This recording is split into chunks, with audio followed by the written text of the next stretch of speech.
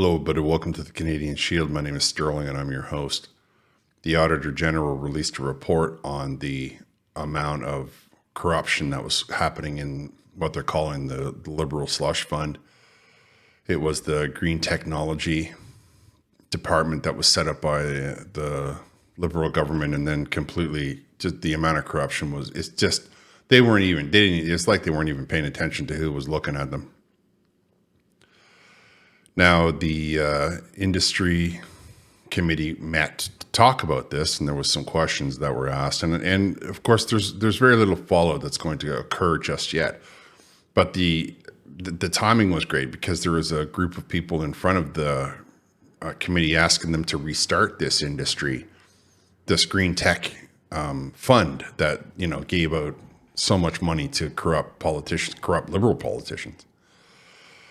And there was one thing that was said that nobody seemed to want to be talking about, and I think that it's really important that we look at it as a culture. So before I get into it, I would encourage you to like, comment, subscribe, hit the notification bell, and share this channel with your friends.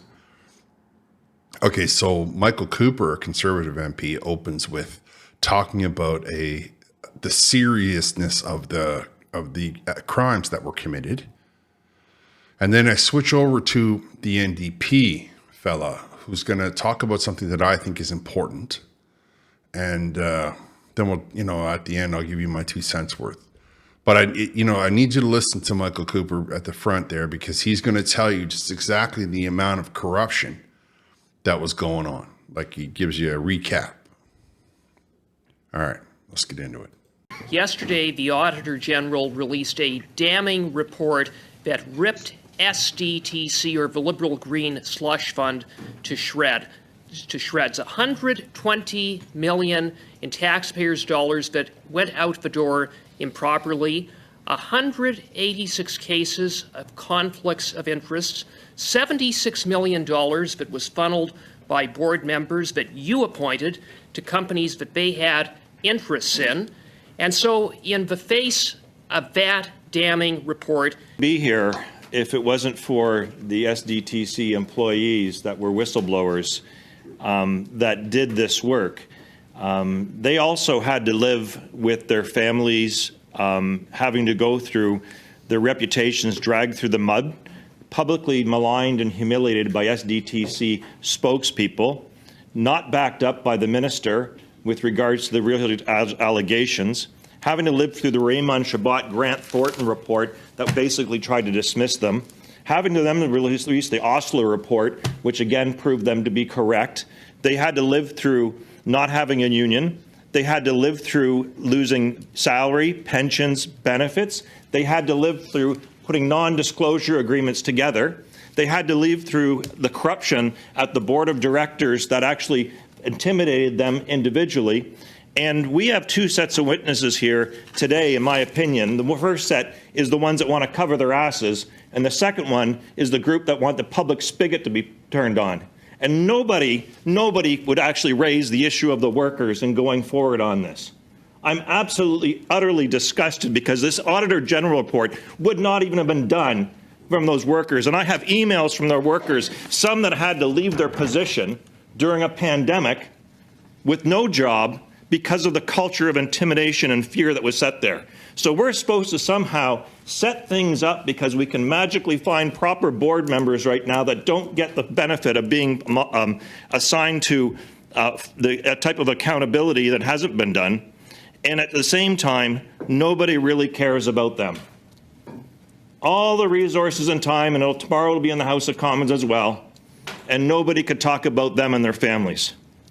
Nobody can talk about how do we go forward to protect them more. At least that's one thing I've been asking for repeatedly. If any of the witnesses here followed any of the testimony, they Point of order, Chair. That I brought this up multiple times. One second, sorry, Mr. Massey. I don't mean to interrupt. I know Mr. Massey's on a roll here, but I wanted to ask him to maybe stop yelling, because I know that the interpreters are sensitive to that, and that there's... You may continue, Mr. Massey. Thank you. I'll let my record for supporting workers and labour stand its course versus a parliamentary secretary any day of the week.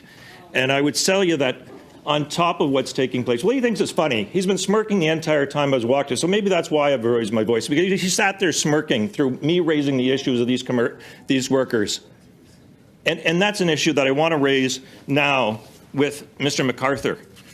What particular has your organization and companies done to help these workers that have come forward? You haven't mentioned in your 5 recommendations anything for them, but has any of the companies that have been receiving SDT funding, any of the groups and organizations, Mr. Khan, that have actually come together and said we should do something for the workers and their families? You're not doing a good job of that, because your workers that you say you're representing right now, the only reason that they're not getting more projects and more movement right now is because a corrupt environment took place while everybody stood by and watched. And nobody in this term of this process has offered any solutions or importance related to this matter publicly or elsewhere. I've checked for that. So if you want your workers that you represent, maybe you could, your organizations can show some support for the workers that actually came forward. One of the reasons the Auditor General noted that she would look into this is Sustainable Development Technology Canada is entirely funded through public money. With that comes an expectation that it holds the highest standards for ethical practices. And meanwhile, when you talk to the workers that came forward, what we found out was they often had to move provinces. They faced sexism, racism. A bunch were fired at different times. There was special persecution in the eyes of them, a minority group in Quebec that faced some of the worst of the practices. So, Mr. MacArthur, I go back to you. With regards to the culture and the workers right now, what due diligence is your sector going to do for those workers that are now moved to another department to ensure the proper decisions are made? Some of those people actually fought for the people that got some of the funding that you're here asking more for, which is entirely public money, because they saw the corruption, they saw the mismanagement, and they saw others that were doing improper practices getting money that would have gone to more of your clients that were doing the right thing. So what do you say about that situation? Is it how fast do we turn this on at the expense of the culture and, more importantly, the families that still live with this legacy? So there's nothing you can say to offer that, and I think this is rather unfortunate, because I know that you've mentioned a number of times about projects in our ridings, which is a code word out here for basically saying that it's your own interest as a member of parliament in the district you have. But I can tell you, mine and my district want fair, ethical practices for the workers that actually make the decisions for the people that you're supposed to be representing right here. And that would be the first thing for accountability. And this is why I find, quite frankly, Mr. Chair, as I conclude my remarks here, this rather appalling, because until we fix the culture that was left over from SDTC, good decision making will never take place.